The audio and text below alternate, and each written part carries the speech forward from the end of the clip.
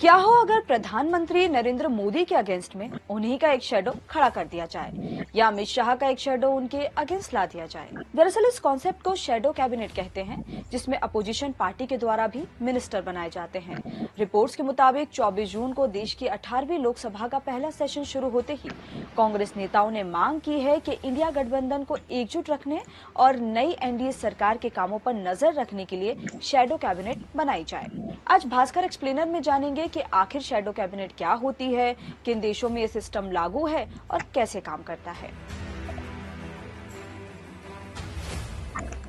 पहले समझते हैं कि शैडो कैबिनेट क्या होती है। शैडो कैबिनेट का मतलब छाया मंत्रिमंडल है, यानी जिस प्रकार इंसानी शरीर की एक छाया होती है जो शरीर के साथ साथ तो चलती है लेकिन अपने से खुद कुछ नहीं कर सकती है, उसे हमेशा शरीर के हिसाब से ही रहना पड़ता है। ठीक वैसे ही हमारी परछाई को आप शैडो पीएम समझिए और शरीर को असली प्रधानमंत्री, यानी कि छाया मंत्रिमंडल सरकार की परछाई है जो सरकार के सामने विपक्ष की एक कैबिनेट जैसी होती है। वैसे तो इसके पास कोई फैसले लेने की शक्ति नहीं होती, लेकिन परछाई की तरह ही सरकार पर हर वक्त नजर रखती है और कभी कभी संसद में आवाज भी उठाती है। भारतीय लोकतंत्र के इतिहास में अब तक शैडो पीएम या शैडो कैबिनेट नहीं रही है, हालांकि लीडर ऑफ अपोजिशन जरूर रहा है। विपक्ष का नेता संसद के साथ साथ कई महत्वपूर्ण कमेटी का सदस्य भी होता है, जैसे सेंट्रल विजिलेंस कमीशन, केंद्रीय सूचना आयोग, राष्ट्रीय मानवाधिकार आयोग, Lokpal, national judicial appointment commission. वहीं केंद्र में भले ही अब तक शैडो कैबिनेट नहीं रही है, लेकिन राज्यों ने इस कॉन्सेप्ट को अपनाने की कोशिश की है। जैसे 2005 में महाराष्ट्र में मुख्य विपक्षी पार्टी बीजेपी और शिवसेना ने कांग्रेस एनसीपी की गठबंधन सरकार के खिलाफ एक शैडो कैबिनेट बनाई थी।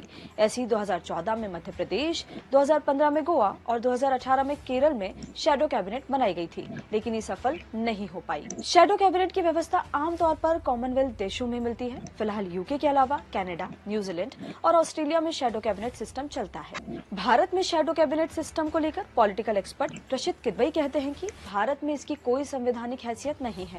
भारत की संसदीय प्रणाली में पहले ही लीडर ऑफ अपोजिशन यानी नेता प्रतिपक्ष की हैसियत कैबिनेट मंत्री के लेवल की है। साथ ही हमारे यहाँ सरकार पर चेक और बैलेंस रखने के लिए कमेटी सिस्टम है, जिसमें विपक्ष के सदस्य हिस्सा होते हैं। एक्सपर्ट्स के मुताबिक शैडो कैबिनेट विपक्ष के अपने साथियों को सम्मानित करने का एक तरीका है कि अगर वो कभी सत्ता में आते हैं तो उनका मंत्रिमंडल कैसा होगा। मौजूदा समय में विपक्ष में अभी वो एकजुटता नहीं है। राजनीतिक महत्वाकांक्षा और गुटबाजी के चलते ये सिस्टम भारत में लागू हो पाना मुश्किल है। अब समझते हैं कि शैडो कैबिनेट की व्यवस्था भारत में कैसे आई।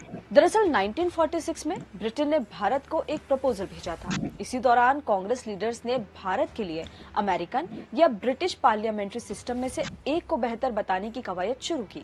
1946 में नेहरू की अगुवाई में कांग्रेस ने संविधान सभा बनाने के लिए एक एक्सपर्ट कमेटी बनाई। इस कमेटी ने ब्रिटिश पार्लियामेंट्री सिस्टम को चुनने का निर्णय किया और यहीं से शैडो कैबिनेट का कॉन्सेप्ट भारत आया। शैडो कैबिनेट ब्रिटिश पार्लियामेंट का एक कॉन्सेप्ट है। इसका इस्तेमाल ब्रिटेन में विपक्षी सदस्य सरकार की गतिविधियों पर नजर रखने के लिए करते हैं। भारत ने ब्रिटेन की संसदीय व्यवस्था से लीडर ऑफ अपोजिशन का पद लिया है। शैडो कैबिनेट का जिक्र पार्लियामेंट की बुकलेट में जरूर है, लेकिन इसका इस्तेमाल अब तक नहीं हुआ है। दरअसल आजादी के बाद देश में केवल कांग्रेस ही एकमात्र पार्टी थी, इसलिए 1969 तक लीडर ऑफ अपोजिशन नहीं था। लेकिन 1969 में जब कांग्रेस में विभाजन हुआ तो राम सुभाग सिंह भारत के पहले लीडर ऑफ अपोजिशन बने।